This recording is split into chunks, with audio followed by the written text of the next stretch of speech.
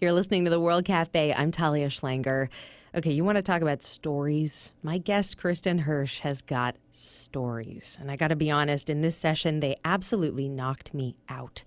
You might know Kristin as the frontwoman for the innovative late 80s, early 90s alt-rock band Throwing Muses, or the hard-rocking power trio 50 Foot Wave. She's also an author. Her 2010 memoir, Rat Girl, was named one of the 25 greatest rock memoirs of all time by Rolling Stone.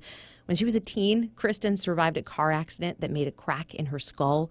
She believes that's where her music comes from. She's also rescued her children from the back of a burning tour bus. She's made gazpacho soup with hookers in hallways.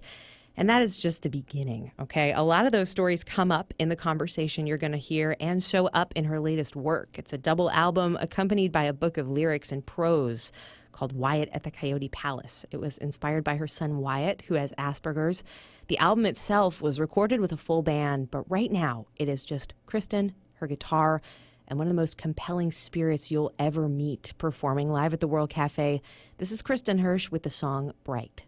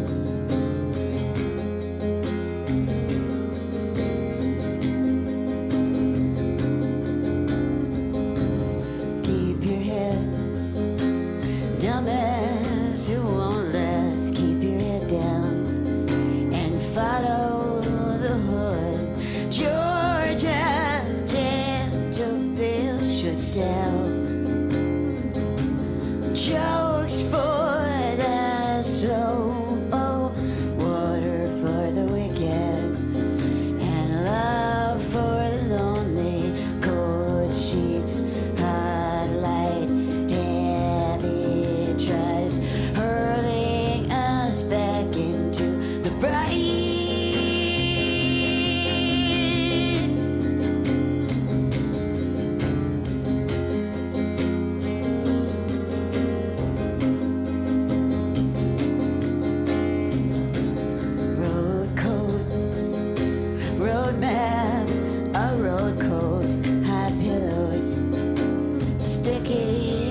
Something.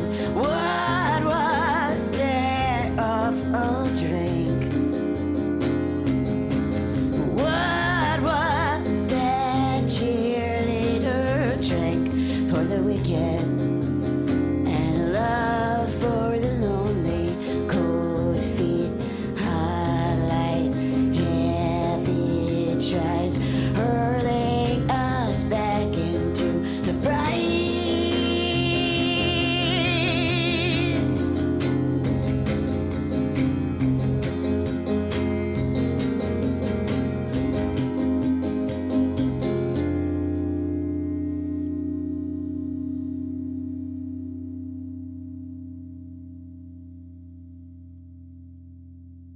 That is Kristin Hersh live at the World Cafe with a powerful performance of Bright off her new double CD and book collection of poetry, lyrics, prose called Wyatt at the Coyote Palace. She's our guest here on the World Cafe. Kristin, thanks for being here.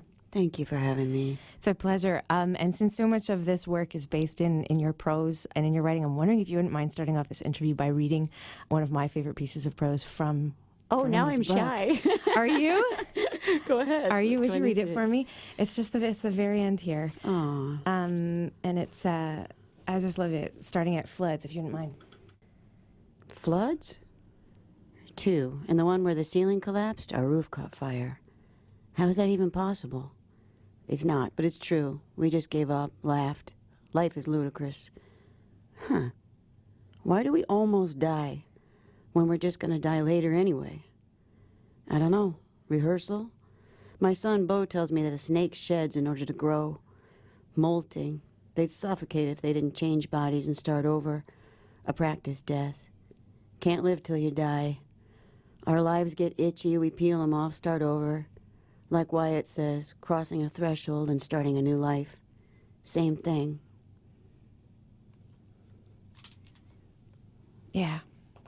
Like Wyatt says. Yeah. Wyatt of the title of this collection. Who's Wyatt? Wyatt is my third son. I had 3 other sons who fall asleep in the studio, which is a very boring place if you're not the musician. And they usually fall asleep when distorted guitar comes out of the speakers, which is what they heard in utero on tour with me in my belly right next to my amp, which I think is sweet, you know, I guess. If I'm not going to worry about it, I'm going to think it's a lullaby. But Wyatt, instead of sleeping, goes wandering. And behind my studio, he found an abandoned apartment building called the Coyote Palace because coyotes moved in when the people left. And they live with teapots and mattresses and posters on the walls. I don't know why. It's like the people evaporated or just didn't care about their stuff. And the coyotes live very well for coyotes. And Wyatt was so fascinated by this place, filming it, drawing it. I would follow him around, see his eyes shine, see how flushed with excitement he was to be in that building. And I would think, well, I want to go in my building and look just like Wyatt. I want to be that obsessed, which I am. I just needed to articulate it. And then one day he said, no more Coyote Palace. I'm never going in. And I was shattered. I was like, but that's my work ethic. Oh, wow. So I went to my drummer from my band, Throwing Muses, who's been my best friend since we were 8. And we grew up on this goofy island together. And he said, no, Wyatt's right. You have to encapsulate a sense memory or it's not finite. And that's the human experience. Finite. You have to draw your outlines. And right now, you're engaged in what is essentially a selfish endeavor for someone who claims to give her work away as if music is a gift that you can just step away from.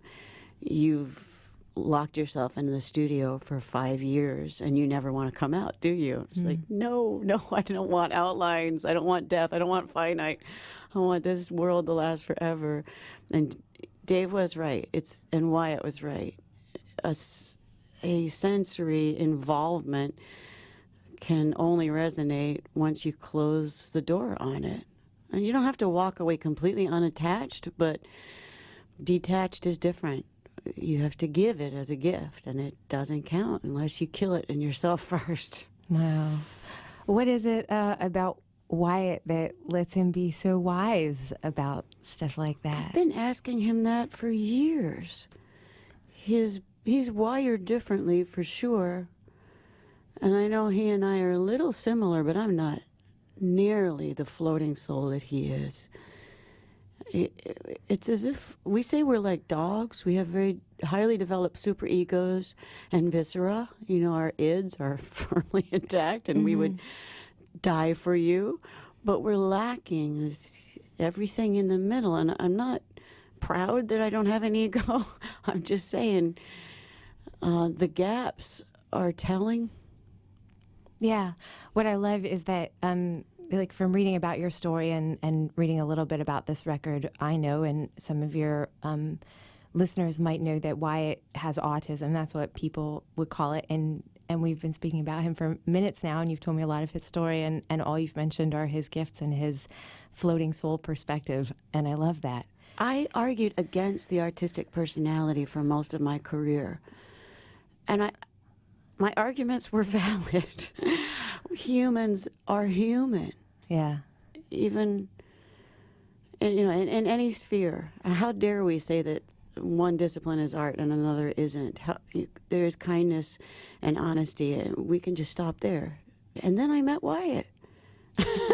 And realized the artistic personality is real. He has spirals for eyes.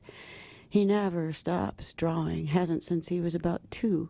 I would bring him on promo tours, travel throughout Europe, flying every morning to a different city. He would wake up finishing the drawing on his pillow that he'd started the night before. He'd draw while I dressed him, draw in the cab to the airport, draw on the airplane. And when we got to the next record company, there'd be a desk set up. It's Wyatt's desk with a stack of papers, sharpened pencils, a trash can that would be full by the end of the day, but also a bulletin board with all of the drawings he had done last year on the last road. Wow. And now he's an animator. Oh, wow. And he has autism. He's highly functioning. You know, Yeah. he has Asperger's. And I love that his interaction with the world is through spirals in his eyes, as you say it. I'm glad you love that. Yeah. We don't love it every day. Neither he nor I wishes he were free of all the pain that comes with that. But he's a cautionary tale, even for himself. In what way? He's too smart. He's too good. Oh, I'm sorry. No, it's these are my children. It wasn't you. It was that. What did you see? My children's initials, my only tattoo. My baby made me get it before I left on tour. Oh, yeah.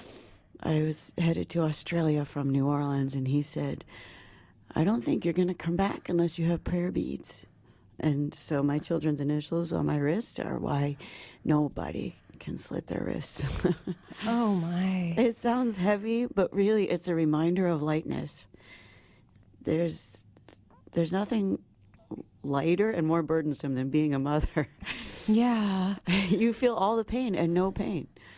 You explore a lot of that in your work. You feel all the pain and no pain. Yeah, it's an unburdening. Wow. I promise. People don't know. Wow. My children don't know. They keep apologizing for their existence. Well, some of the ways that you write about it, I hear that unburdening, and I also hear the weight of what it is to care for lives and to get them through, the physical challenges of being in the world. One of the most. Are you okay? Yes. Yeah, good. Yes. Thank you. Wow, you're brave as heck, I'll tell you what. But one of the standout stories in this collection, Wyatt at the Coyote Palace, is what happened in between shows on your tour bus, and where you had to be a real mama bear in the biggest sense. Would you mind telling us that story? Our only home at the time was our bus. We had lost our house in a flood, and we just went on the road, which isn't homeless. It's just living. We didn't live in a house, and we were driving down a mountain, a curving mountain road, when my then husband was driving the bus and lost steering, and we realized there was smoke coming out of the back lounge, which was our bedroom, and flames started coming out. My bass player and I ran back while my husband was shouting, don't go back there, because he didn't know we were trying to get one of my children. We ended up turning off the road into the woods. Nobody blew up, but our lives kind of blew up. The bus died, and my children were crying, and I just thought, well, that's it. I'm not a musician anymore. And I tried to fly my bandmates home, saying, this is clearly the end. It's dumb to even be here. And they group hugged me instead and said, absolutely not. We're pitching in. We're going to rent a car and finish the tour. They spent 3 days unwashed, unfed, and said, we're going to finish the tour. And we actually never finished the tour. We're still on the road. We're still group hugging each other through it all. And that's why this book is a transcript of a conversation I had with a friend about how funny we think our almost deaths are.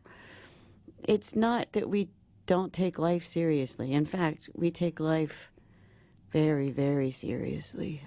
But we don't take our own lives seriously at all, which that is the point of motherhood. You sacrifice everything. You're the giving tree. And it's so light to be the giving tree because life is so dreadfully valuable. That's Kristin Hersh. Coming up, the car accident that left her with a crack in her skull and caused her to hear music, gifted her the ability to write songs, and tormented her too. Plus more performances from Kristin's double album, Wyatt at the Coyote Palace, coming up on the World Café. Hey, welcome back to the World Cafe. I'm Talia Schlanger, and my guest is punk poet, author, and downright fascinating human being, Kristin Hersh.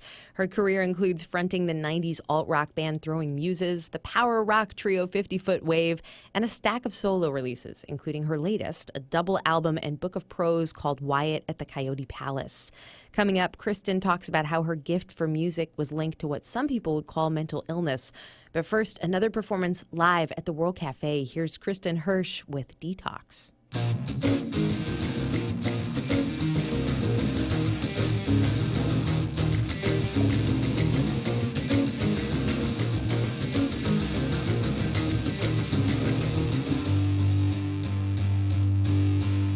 Circumlocution, just a parlor game in a kissing chair, anything to make me sigh. You never really changed, you never really tried to detox a constellation of zits and a snail trail of snot. I'm losing patience with this, hoping that you're not in it.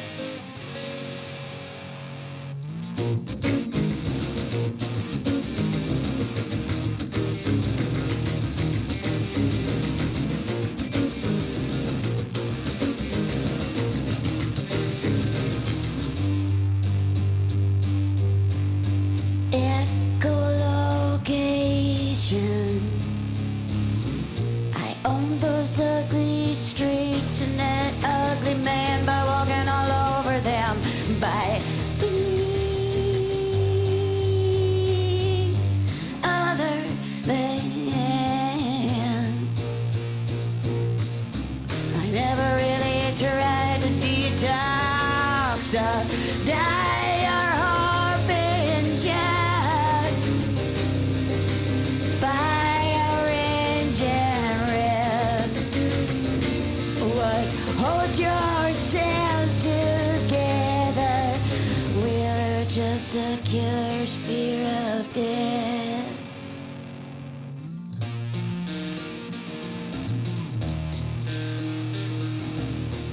That ugly mouth, a freakish holdout. Thought you were used to it, forgot to choose it. A holy constellation, and you abused it. A snowy haunted season, shining up your shoes, but there's the only reason you don't lose.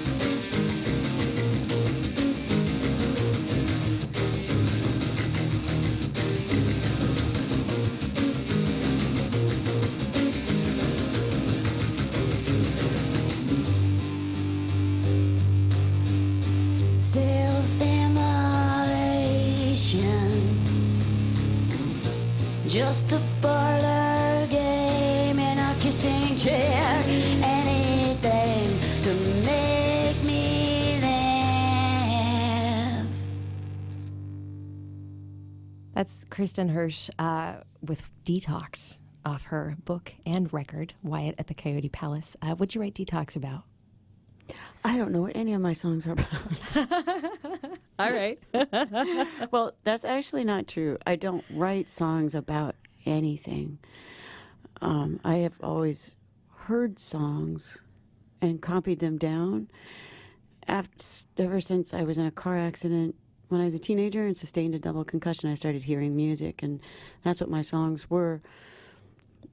People, I think, believed I was speaking metaphorically when I said I'm not there when I write or play, but I literally had no memory of having done so.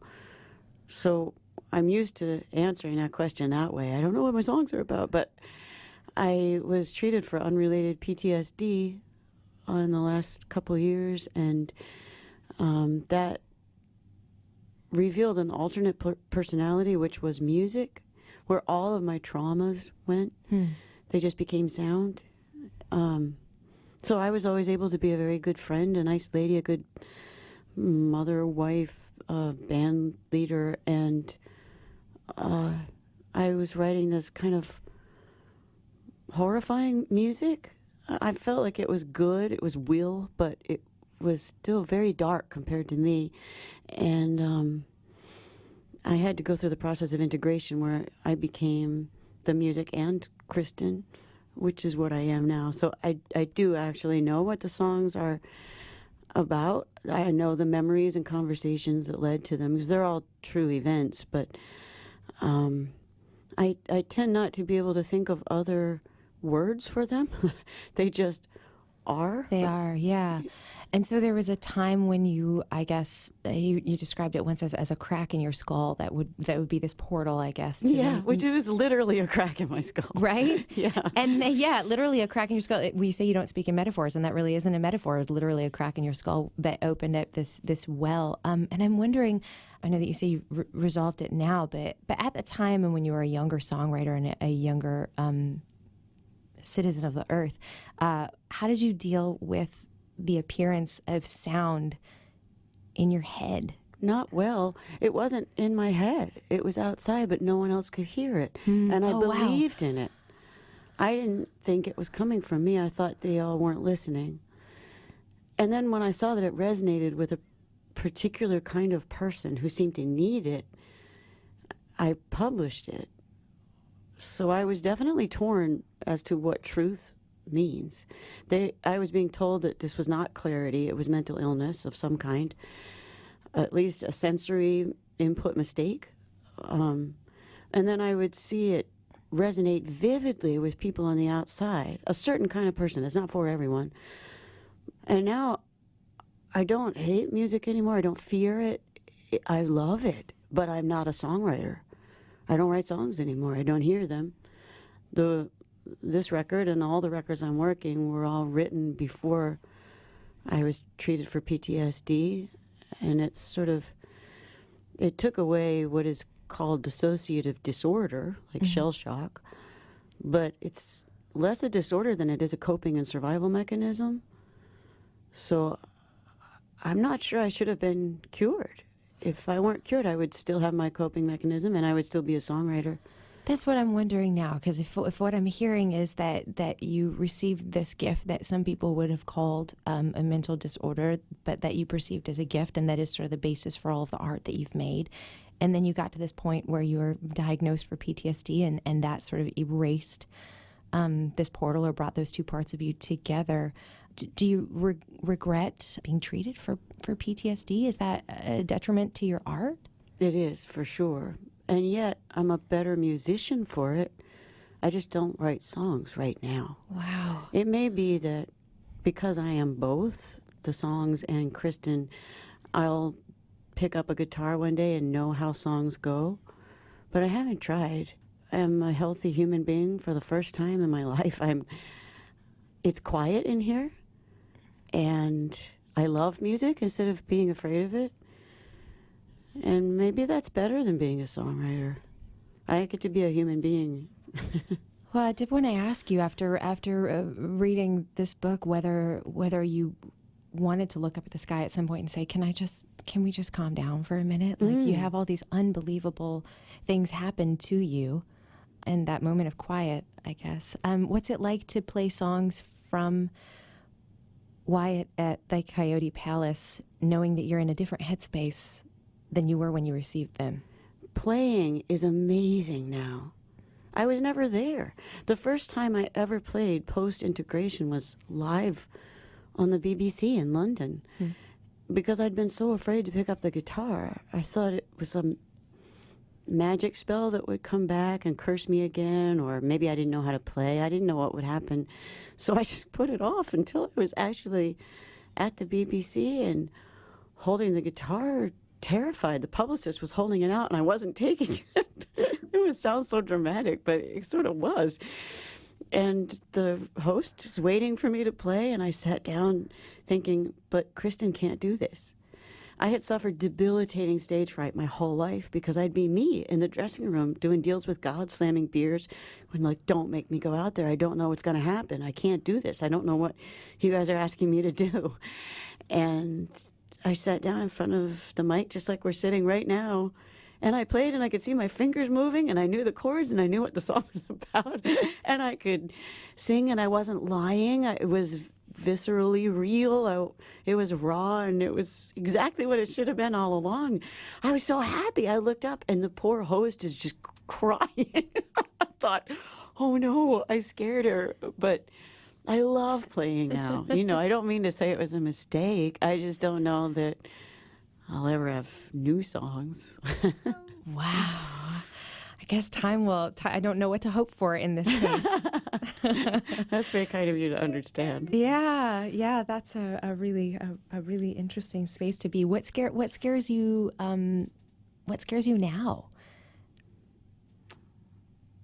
That's a good question. I'm just thinking of these like fears that have sort of shed as layers, like the fear of these noises outside that you have to deal with and channel that others don't hear, the fear of not being able to play your instrument once you reach a piece. Is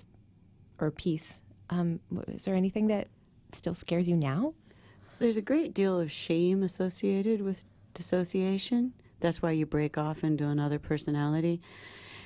And I played what was essentially shame-based music, hoping to achieve the universal, getting beneath the shame, so that we were all sharing something that could be beautiful, never pretty, but never ugly either. Just because beauty is sort of essential. It's like water in the desert. It's hard to call it aesthetically pleasing even to when you're talking about this stuff. So I never felt like I deserved fear. And I didn't feel it until my first child was born. So I suppose that's an ongoing fear that, and you have to rise to that occasion. Can you pinpoint what that fear was? That my children would ever be in pain. Yeah.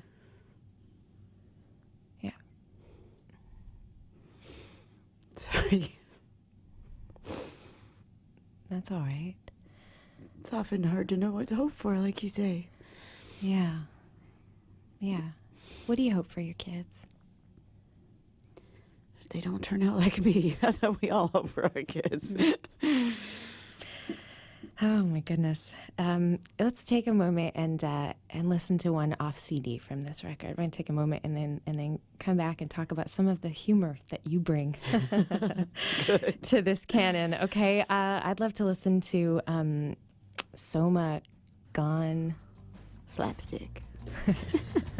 Kristin Hersh off Wyatt at the Coyote Palace. He would have palms, secular psalms. I'll find you a palm tree, make you think you're in California. Clear lungs, clear lust. Summer gun slapstick. You leave only foot slips. We hear the same sound this whole fall. On the rebound, find you smoke, no less snow, and we're back in Chicago. When I jump out the window, your mirror eyes reflecting sky. I did feel sorry for you, overwrought and see through a glimmer of the future made this winter even crueler. That's Soma Gone Slapstick off Wyatt at the Coyote Palace, a collection of prose, poetry, lyrics, and 2 CDs, sandwiched between 2 CDs. Kristin's my guest, and she has collected all of these true stories. They're all true stories that you've channeled or experienced, and some are really dark, and then you've got these incredible moments of levity. And one of my favorite aspects of this being a book and a collection of songs is that right after this incredibly intense song called Detox, you recount a poem about having gazpacho with hookers in a hallway. And I think that says a lot to me about the way that you see life and things crashing together. Can you tell me about gazpacho and hookers? Yes. We were Throwing Muses. My band was making a record in L.A., and we were living in an apartment complex with the Pixies. We were both making records at the same time. And the other people who lived there were hookers, metal bands who all thought they were going to be the next big thing, and the cast of a movie called Ghost Dad. We were all broke. It's just very surreal, very David Lynch.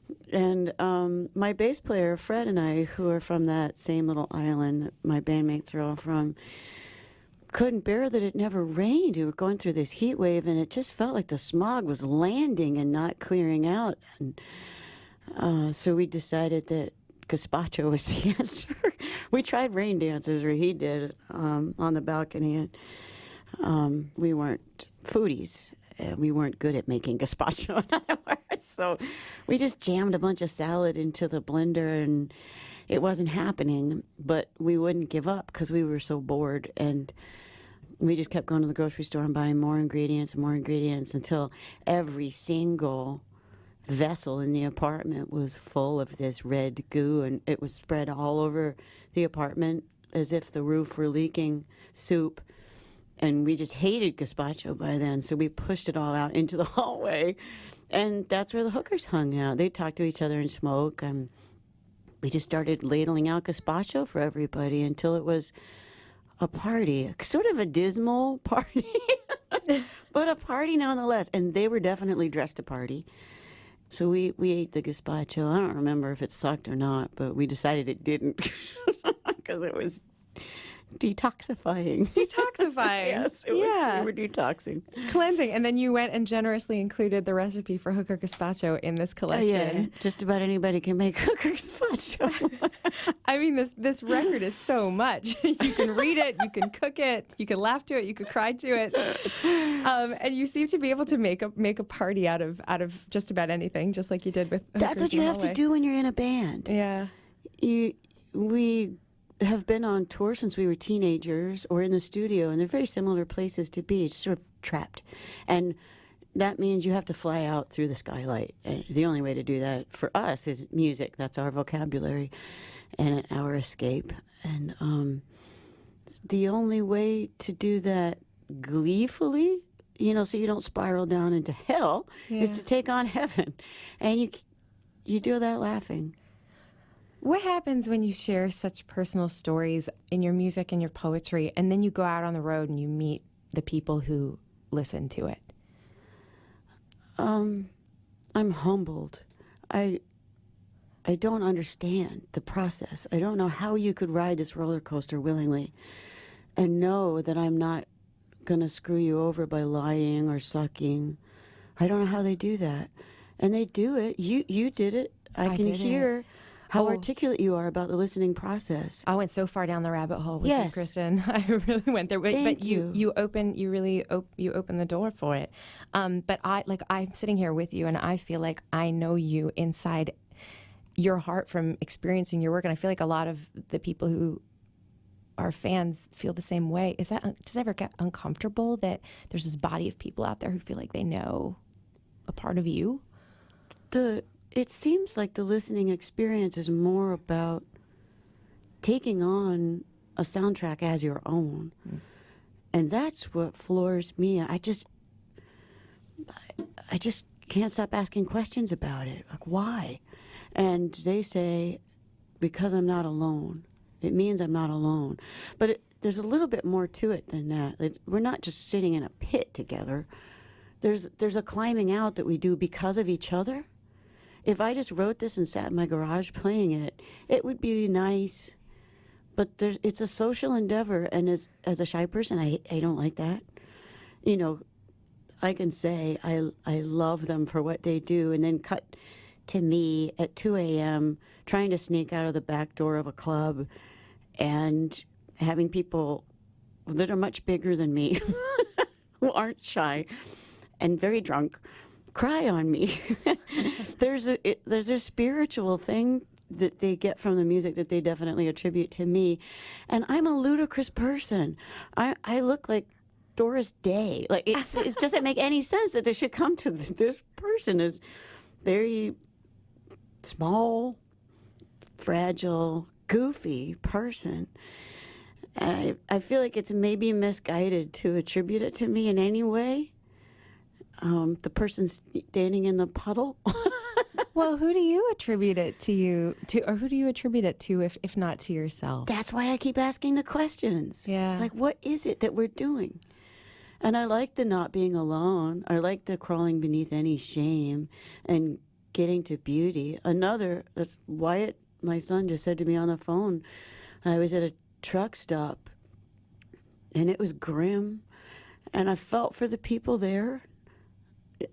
Not just me. I got to drive away.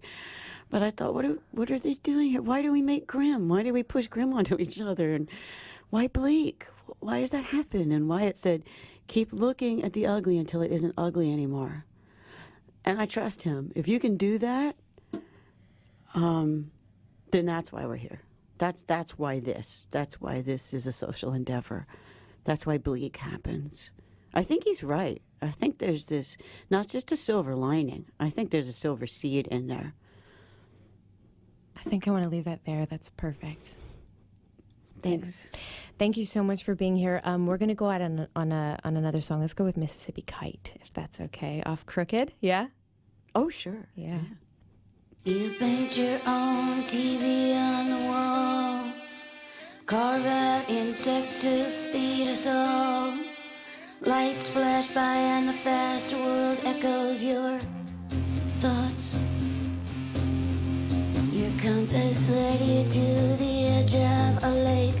You'll send your nuts down there if you take such bad advice from the love gods of hate. You'll get cold. You get burned, you get cold. You get burned, you get cold. You get burned, you get cold. You get burned, you get cold. On the bush, green rook in the lime green light. Eyes like white stones in backlight. I promise you everything that you like. I go Mississippi kite, Mississippi kite, Mississippi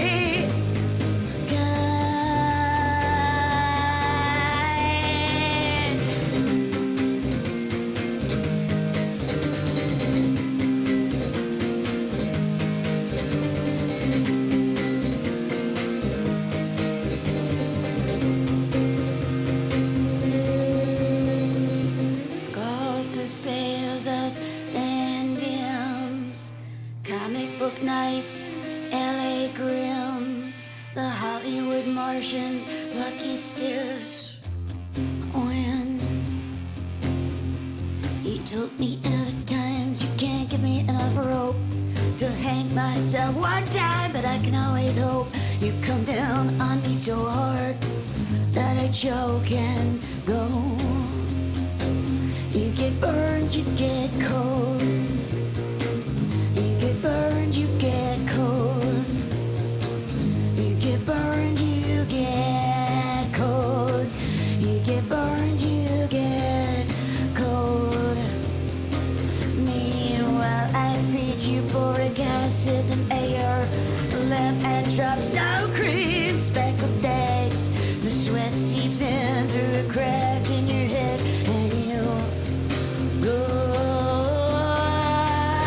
Mississippi kite, Mississippi kite, Mississippi kite,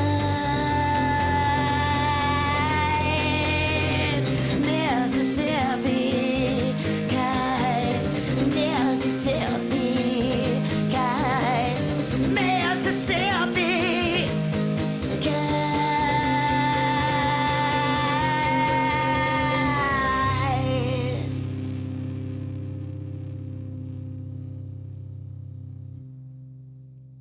Kristin Hersh, our guest here on the World Cafe with her beautiful collection of stories, prose, songs, 2 CDs, a book, Wyatt at the Coyote Palace. Kristin, thank you so much for being here. Thank you. You're listening to the World Cafe.